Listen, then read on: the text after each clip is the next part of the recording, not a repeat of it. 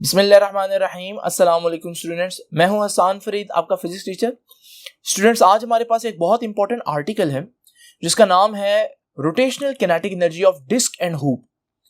इस आर्टिकल को अंडरस्टैंड करने से पहले कुछ पुरानी बातें जो डिस्क और हूप के बारे में और रोटेशनल किनेटिक एनर्जी के बारे में प्रीवियस आर्टिकल्स में हम लोगों ने पढ़ी हैं, वो मैं आप लोगों को एक दफा दोबारा से याद करवाऊंगा और फिर हम बढ़ेंगे अपने आर्टिकल की तरफ। नाउ स्टूडेंट्स, स्टार्ट करते हैं आज का लेक्चर। स्टूडेंट्स, ये जो आर्टिकल आप आज पढ़ने जा रहे हैं, rotational kinetic energy of disc and hoop, ये आपके पेज नंबर 114 के ऊपर इस तरह से मौजूद है और इसमें ज्यादा पोर्शन जो है वो आज मैथमेटिकल डेरिवेशन का है, जो कि मैं भी आप लोगों के सामने डिराइव करूंगा इक्वेशंस।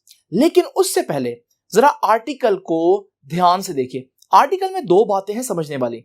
एक तो आर्टिकल के नाम में रोटेशनल किनेटिक एनर्जी का वर्ड आ रहा है। ये रोटेशनल किनेटिक एनर्जी आपको अंडरस्टैंडिंग इसकी होनी चाहिए और ये अंडरस्टैंडिंग मैंने इससे प्रीवियस लेक्चर में दी है। अगर आप ये आर्टिकल समझना चाहते हैं तो उससे पहले ये जो प्रीवियस लेक्चर है उसको जरूर देखिएगा। और दूसरी बात, ये जो दो वर्ड्स हैं डिस्क और हूप, इनमें क्या डिफरेंस है ये भी आपको मालूम होना चाहिए। हाँ स्टूडेंट्स, पहले हम जरा अंडरस्टैंड करते हैं कि ये जो डिस्क और हूप के जो दो वर्ड्स हैं ये बेसिकली क्या होते हैं। पेज नंबर 109 निकालिए। पेज नंबर 109 के ऊपर साइड पर कुछ इंफॉर्मेशन दी हुई है। डिफरेंट शेप्स हैं जिनके मोमेंट ऑफ इनर्शिया आप लोगों के साथ डिस्कस किए हैं। ये शेप्स बेसिकली एक डिस्क है, एक हूप है और एक स्फीयर है। ये क्या होती है जरा देखिए स्टूडेंट्स। ये हमारे पास ये एक ऐसी शेप है जिसे हम रिंग या हूप कहते हैं। आप देख रहे हैं अंदर से ये खाली है, सिर्फ बाउंड्री वॉल है, लेकिन अंदर से ये खाली है, हॉलो है। ये हमारे पास रिंग या हूप है। इसका मोमेंट ऑफ इनर्शिया याद रखिएगा, इसका मोमेंट ऑफ इनर्शिया जो है वो mr² होता है। नाउ स्टूडेंट्स, जरा ये शेप इमेजिन करें। ये रिंग ही है लेकिन अब अंदर से भी भर गया पूरा का पूरा। इसे अब हम कहेंगे ये डिस्क है या सिलेंडर है। नाउ स्टूडेंट्स, इसका मोमेंट ऑफ इनर्शिया भी आपको पता होना चाहिए और वो है हाफ mr²। नाउ स्टूडेंट्स, तीसरी चीज, ऑल्दो उसकी इतनी ज्यादा इंपॉर्टेंस नहीं है आज के लेक्चर में, लेकिन मैं फिर भी बता देता हूं। ये है स्फीयर। हमारे पास स्फीयर कैसे बनता है?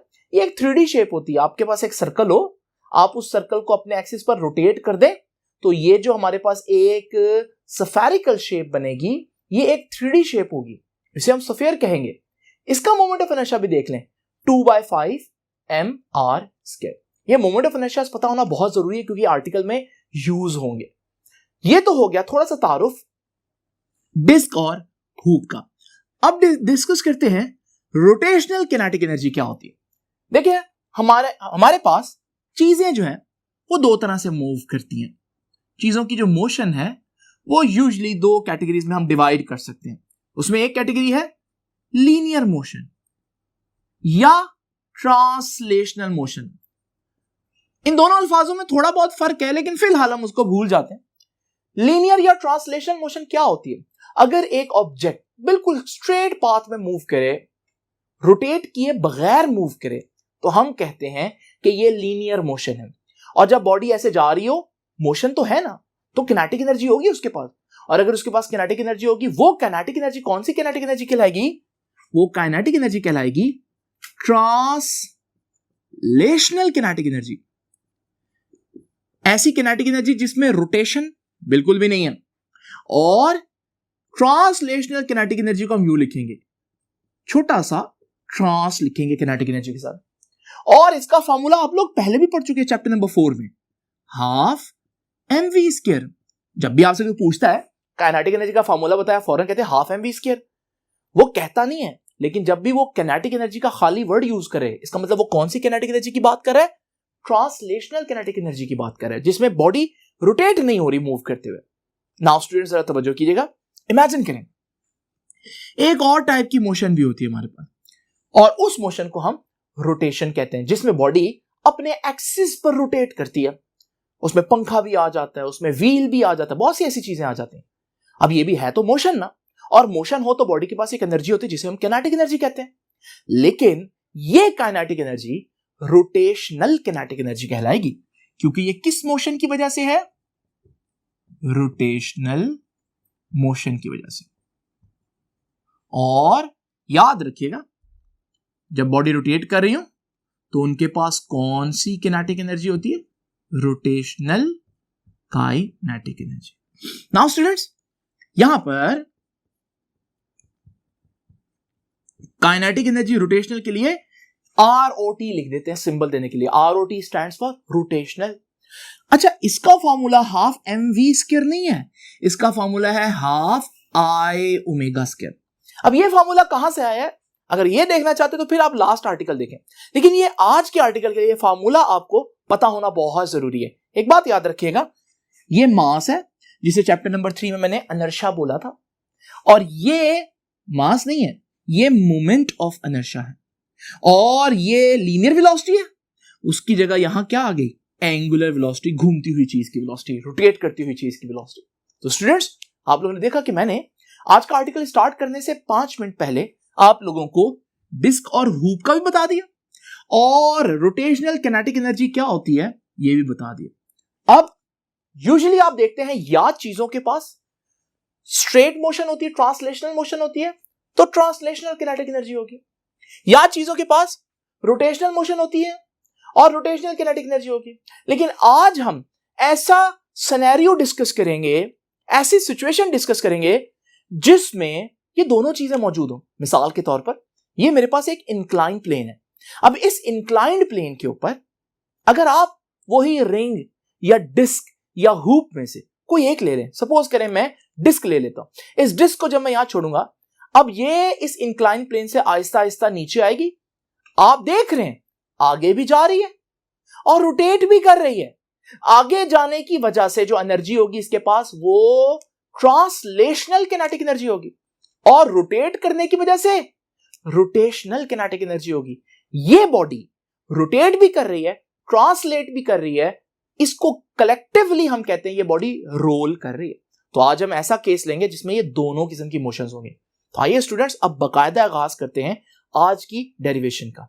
नाउ स्टूडेंट्स, जो बातें मैंने भी आप लोगों के साथ डिस्कस की हैं, वो मैंने उनका खुलासा यहां पर लिख दिया। डिस्क और हूप का मोमेंट ऑफ इनर्शिया का फार्मूला भी मैंने लिख दिया, और ट्रांसलेशनल किनेटिक एनर्जी और रोटेशनल किनेटिक एनर्जी के फार्मूले भी मैंने लिख दिए। अब क्योंकि मुझे रोटेशनल किनेटिक एनर्जी को डिस्कस करना है, डिस्क की और हूप की, आइए पहले डिस्क की रोटेशनल किनेटिक एनर्जी को डिस्कस करते हैं। तो मैं केस 1 डिस्कस करूंगा, रोटेशनल काइनेटिक एनर्जी किसकी? Of disc. तो मैं पहले आप लोगों के सामने डिस्क की रोटेशनल काइनेटिक एनर्जी डिस्कस करता हूं। अब देखिए स्टूडेंट्स, जरा इमेजिन करें ये सिनेरियो।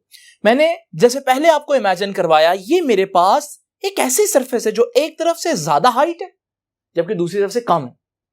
ऐसी सरफेस को हम कहते हैं ये एक इंक्लाइंड प्लेन है। इस इंक्लाइंड प्लेन के ऊपर अगर मैं एक डिस्क रखूं तो इस वक्त डिस्क जो है वो बहुत हाइट पर है, यानी कि डिस्क के पास पोटेंशियल एनर्जी है, लेकिन डिस्क मूव नहीं कर रही। पोटेंशियल एनर्जी है लेकिन किनेटिक एनर्जी नहीं है। लेकिन आपको मालूम है ना, जैसे ही ये डिस्क नीचे को रोल करेगी तो नीचे को रोल करते हुए हाइट कम होती जाएगी, पोटेंशियल एनर्जी कम, लेकिन स्पीड बढ़ती जाएगी, काइनेटिक एनर्जी ज्यादा होती जा रही है। लेकिन काइनेटिक एनर्जी कहां से आ रही है? तो law of conservation of energy कहता है भाई वो जो पोटेंशियल एनर्जी कम हो रही है ना, वही काइनेटिक एनर्जी के इंक्रीज की वजह है।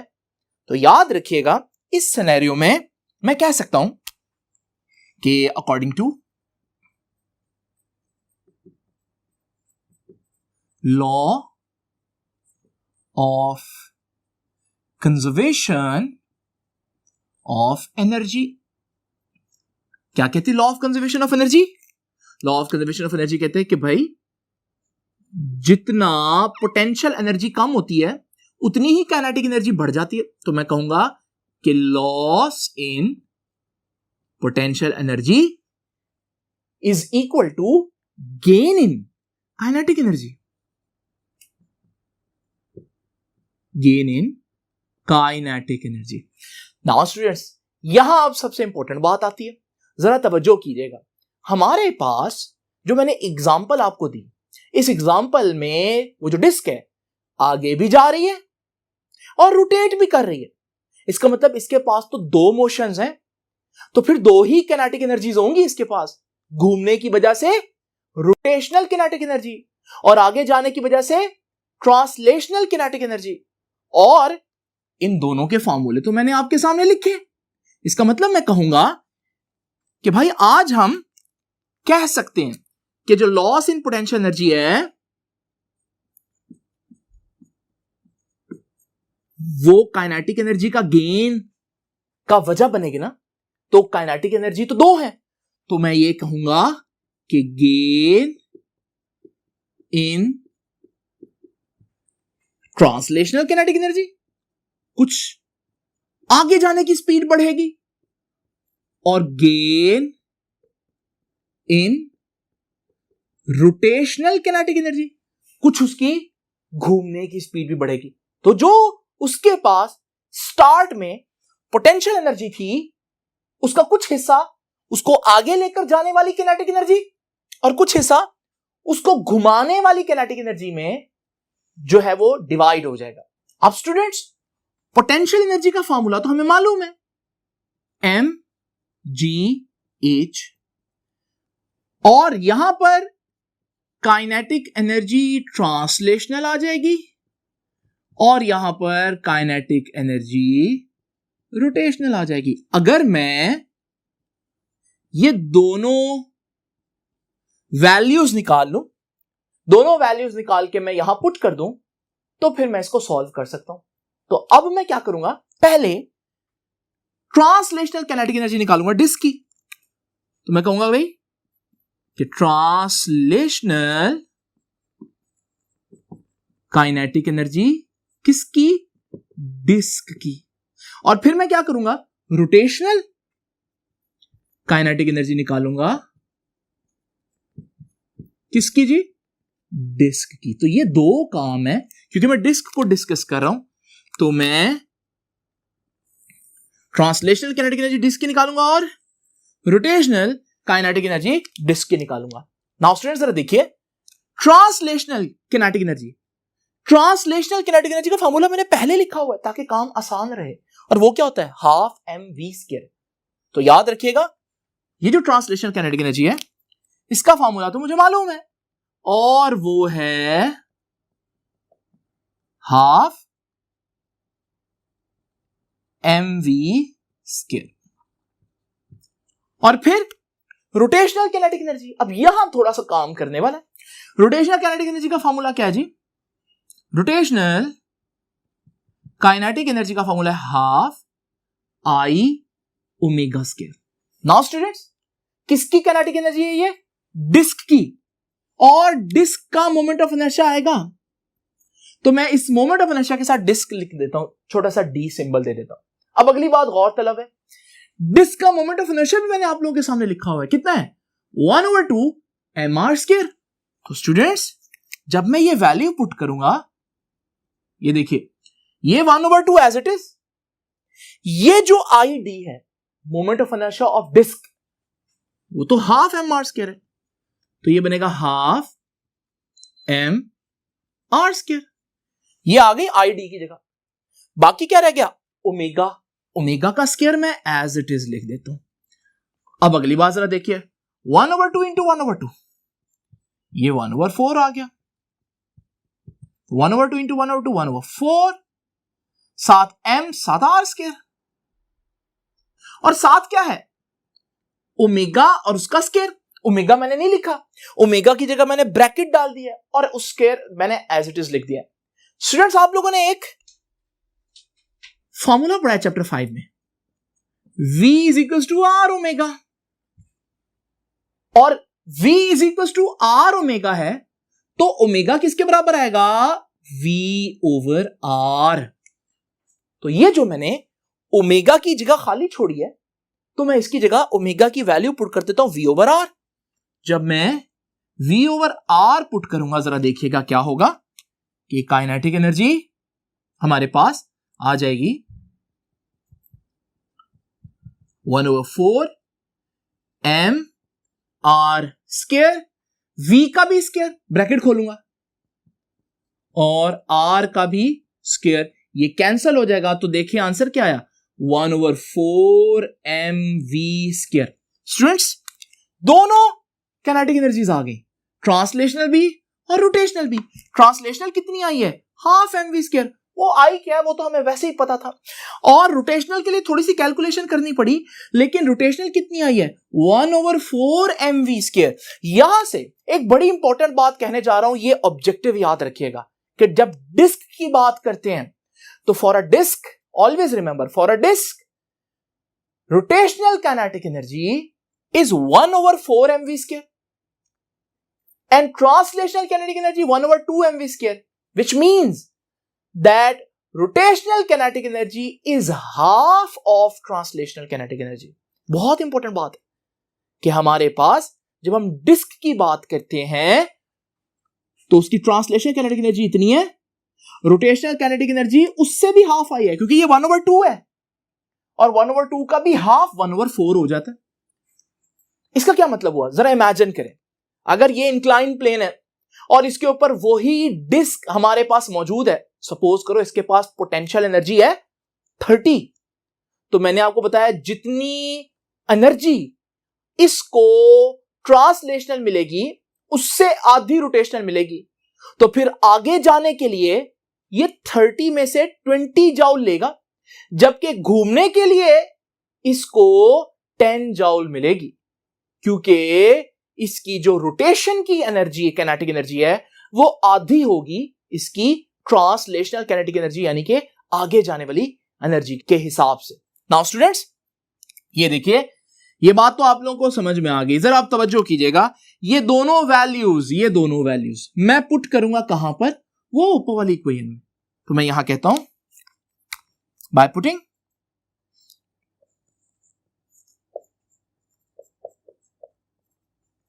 values in equation number 1। अब इक्वेशन नंबर 1 क्या थी, mgh is equal to translational kinetic energy, वो तो हाफ mv² है,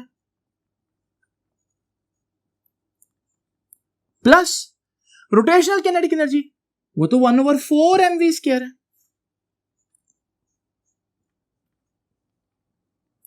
तो आप जरा देखिए, हमारे पास इसको सॉल्व करते हैं।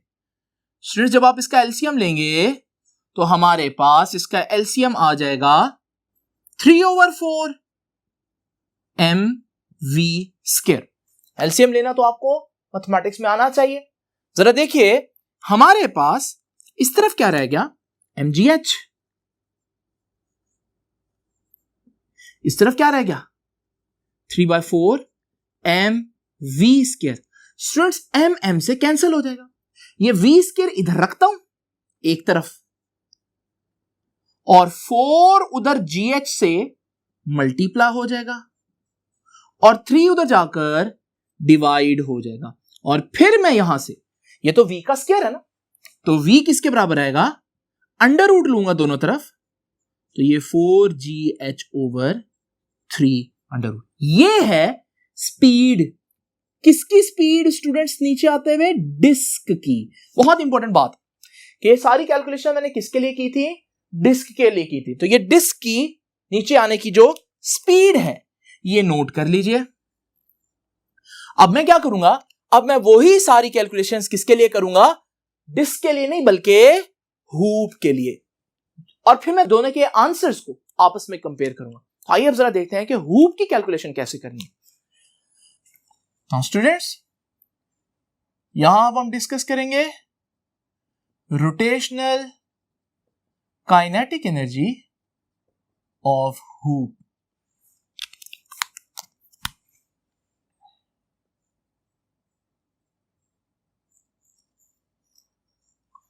अब जरा देखिए, हमारे पास वही इंक्लाइन प्लेन है, इस इंक्लाइन प्लेन के बिल्कुल हाइट पर हमारे पास अब एक रिंग है, हूप है, डिस्क नहीं, और इसके पास भी तो कुछ ना कुछ पोटेंशियल एनर्जी होगी ना। और जब ये नीचे को रोल करता हुआ आएगा तो इसकी पोटेंशियल एनर्जी का कुछ हिस्सा आगे लेकर जाने वाली काइनेटिक एनर्जी यानी कि ट्रांसलेशनल काइनेटिक एनर्जी और कुछ हिस्सा रोटेट करवाने वाली एनर्जी यानी कि रोटेशनल काइनेटिक एनर्जी में यूज होगा। तो हम फिर से कहेंगे law of conservation of energy के अकॉर्डिंगली कि हमारे पास जो लॉस इन पोटेंशियल एनर्जी होगी वो कुछ हिस्सा ट्रांसलेशनल काइनेटिक एनर्जी और कुछ हिस्सा रोटेशनल काइनेटिक एनर्जी में यूज होगा। इसे मैं इक्वेशन नंबर 2 कह रहा हूं। अब मुझे फिर से इन दोनों की वैल्यूज फाइंड आउट करनी है। अब जरा देखिए, ट्रांसलेशनल काइनेटिक एनर्जी का तो मसला ही नहीं है। ट्रांसलेशनल काइनेटिक एनर्जी तो हाफ mv² होती है, तो इसका इश्यू नहीं है। तो ये तो आ गई ट्रांसलेशनल काइनेटिक एनर्जी। मसला किसका है जी? Rotational kinetic energy. आइए जरा देखते हैं रोटेशनल काइनेटिक एनर्जी क्या कहती है। तो हम रोटेशनल काइनेटिक एनर्जी के लिए थोड़ा सा कैलकुलेशंस करेंगे। पहले तो रोटेशनल काइनेटिक एनर्जी का फार्मूला आना चाहिए। स्टूडेंट्स ये देखिए, रोटेशनल काइनेटिक एनर्जी का फार्मूला क्या है? Half I omega square. तो ये हमारे पास रोटेशनल काइनेटिक एनर्जी का फार्मूला, ये मैं वहां पर पुट कर देता हूं। तो half I omega square. Now students, ये आई क्या है? Moment of inertia. अब मैं किसकी बात कर रहा हूं? हूप की। तो मोमेंट ऑफ इनर्शिया किसका आएगा जी? हूप का। अब हूप का मोमेंट ऑफ इनर्शिया कितना होता है स्टूडेंट्स? मैंने लिखा था आप लोगों के लिए, ये देखिए, हूप का मोमेंट ऑफ इनर्शिया होता है mr²। तो इधर देखती है कि हमारे पास half as it is moment of inertia of hoop IH की जगह मैं mr² लिख देता हूं और साथ omega square as it is. Now students, अभी मैंने आपको पहले भी बताया था कि V is equal to R omega, तो omega is equal to V over R। ये वैल्यू मैं ओमेगा की यहां पुट करता हूं, तो ये आ जाएगा हमारे पास रोटेशनल काइनेटिक एनर्जी का formula, half as it is mr² और फिर ओमेगा का स्क्वायर। ओमेगा की जगह मैंने खाली छोड़ दिया, अब ओमेगा की वैल्यू पुट कर देते हैं। ओमेगा की वैल्यू क्या है? ओमेगा की value V over R। Now students, इसको ब्रैकेट को ओपन करते हैं तो हमारे पास हाफ mr², ये एज इट इज आ गया। V का स्क्वायर V², R का स्क्वायर R², ये कैंसिल हो गया R² से। तो देखिए जी, रोटेशनल काइनेटिक एनर्जी का फॉर्मूला हाफ mv² आया। स्टूडेंट्स, ये बड़ी इंपॉर्टेंट बात है, जरा तवज्जो कीजिएगा। Translational kinetic energy half mv², rotational kinetic energy half mv²। इसका मतलब अगर हमारे पास एक रिंग हो, एक हूप हो किसी इंक्लाइन प्लेन के ऊपर, और उसके पास सपोज करो वही एग्जांपल जो मैंने पहले दी थी, 30 जूल पोटेंशियल एनर्जी है। जब इसके पास 30 जूल पोटेंशियल एनर्जी है तो याद रखिएगा ये 15 जूल्स जो है वो आगे जाने के लिए और 15 जूल्स जो है वो रोटेट करने के लिए काइनेटिक एनर्जीज के तौर पर यूज करेगी। इसका मतलब हम कह सकते हैं कि for a ring kinetic energy rotational is equal to kinetic energy translational. Disc के लिए बात नहीं थी। डिस्क के लिए मैंने क्या बताया था? डिस्क के लिए मैंने बताया था कि वो हाफ mv² है, लेकिन वो 1/4 mv² है, हाफ है इसके मुकाबले में। यहां मैं क्या कह रहा हूं, वो भी हाफ mv² है, ये भी हाफ mv² है। यहां अगर 30 है पोटेंशियल एनर्जी तो 15 इसके हिस्से में आएगी, 15 इसके हिस्से में आएगी। लेकिन यहां पर हम कह सकते हैं कि अगर 30 है तो 20 इसके हिस्से में आएगी और हाफ यानी 20 का आधा कितना होता है? 10 इसके हिस्से में आएगी। नाउ स्टूडेंट्स, जरा तवज्जो कीजिएगा। ये तो हो गया हमारे पास rotational kinetic energy of hoop, मैंने फाइंड आउट कर ली। अब मैंने इन दोनों वैल्यूज को वो इक्वेशन नंबर 2 जो मैंने आप लोगों के सामने स्टार्ट में ये वाली इक्वेशन लिखी थी, इसमें पुट करता हूं। तो मैं लिखूंगा यहां पर कि पुट इन इक्वेशन नंबर 2। तो जरा देखते हैं, लॉस इन पोटेंशियल एनर्जी का फॉर्मूला क्या है? mgh। और kinetic energy translational half mv²। और रोटेशनल कितना है जी? वो भी half mv²। Now students, half और हाफ तो 1 होता है, आधा और आधा 1 होता है, जैसे आधा सेब और आधा सेब एक पूरा सेब, तो हाफ mv स्क्वायर और ये भी हाफ mv स्क्वायर, ये तो फुल mv स्क्वायर बन जाएगा। तो mgh किसके बराबर आया, mv स्क्वायर, mgh और mv स्क्वायर मैंने ऐसे लिख दिया, m से कैंसिल हो जाएगा, ये आ जाएगी जी स्पीड v का स्क्वायर किसके बराबर आएगा, gh, और अगर मैं अंडर रूट लूं तो gh अंडर रूट आ जाएगा, क्योंकि यहां v का स्क्वायर है, मुझे v फाइंड आउट करना है। ये किसकी स्पीड मैंने मालूम किया स्टूडेंट्स, ये मैंने मालूम किया है हूप की स्पीड। और अब वक्त आ गया कि हम दोनों इक्वेशंस को आपस में कंपेयर करके अब देखते हैं स्टूडेंट्स कंक्लूजन क्या निकल रहा है। कंक्लूजन निकालने के लिए दोनों इक्वेशंस को एक दफा फिर से इकट्ठे देखते हैं। ये इक्वेशन क्या है कि v हूप की स्पीड जो है वो है अंडर रूट GH, ठीक है। अब जरा देखते हैं हमारे पास डिस्क की स्पीड, इसको थोड़ा सा सिंपल कर लेता हूं, अंडर रूट 4/3 अलहदा लिख लेता हूं, 4/3 का अंडर रूट अलहदा, और GH अंडर रूट में अलहदा ले लेता हूं। 4/3 अंडर रूट को कैलकुलेटर में पुट करें, इसका आंसर आएगा 1.15 अप्रोक्सीमेटली, तो ये आ जाएगा 1.15 और साथ क्या आ जाएगा अंडर रूट GH। स्टूडेंट्स मैं ये वाली असल फार्मूला ये है, लेकिन मैं आप लोगों को कंपैरिजन के लिए डिस्क की स्पीड का ये वाला फार्मूला पुट करता हूं और फिर देखते हैं क्या कंक्लूजन है। तो हमारे पास डिस्क की स्पीड आई 1.15 अंडर रूट GH। जरा देखें स्टूडेंट्स, हम यहां से सीधा सीधा देख रहे हैं कि हूप की स्पीड सिर्फ अंडर रूट GH है, डिस्क की स्पीड अंडर रूट GH को 1.15 से मल्टीप्लाई करें तो आता है 1.15, 1 से बड़ा है, और जब भी किसी चीज को 1 से जो बड़ी हो उससे मल्टीप्लाई करें तो आंसर बढ़ जाता है, ज्यादा हो जाता है। तो यहां से हमने क्या सीखा कि याद रखिएगा डिस्क और हूप में से डिस्क की स्पीड हूप से ज्यादा है, ये बहुत इंपॉर्टेंट कंक्लूजन है। और इसका नतीजा क्या होगा, जब डिस्क की स्पीड ज्यादा होगी, अभी मैंने अलग अलग दोनों को इंक्लाइन प्लेन में रखा था, अब मैं दोनों को इकट्ठे इंक्लाइन प्लेन में रखता हूं और हम इनकी रेस लगाते हैं कि ये इंक्लाइन प्लेन में से जब इन दोनों को छोड़ेंगे तो कौन पहले आएगा। तो जरा देखिएगा स्टूडेंट्स, जब हमने एक्सपेरिमेंट असल में परफॉर्म किया तो हमने देखा कि डिस्क जो है वो जल्दी अपनी फिनिश लाइन तक आई, जबकि रिंग जो है वो पीछे रह गया। उसकी वजह क्या है, उसकी वजह क्लियरली हमें नजर आ रही है कि डिस्क की स्पीड हूप से ज्यादा आई है, तो डिस्क जो है वो जल्दी फिनिश लाइन तक पहुंचेगा। तो याद रखिएगा यही इसका कंक्लूजन है कि जो डिस्क है will reach the bottom of inclined plane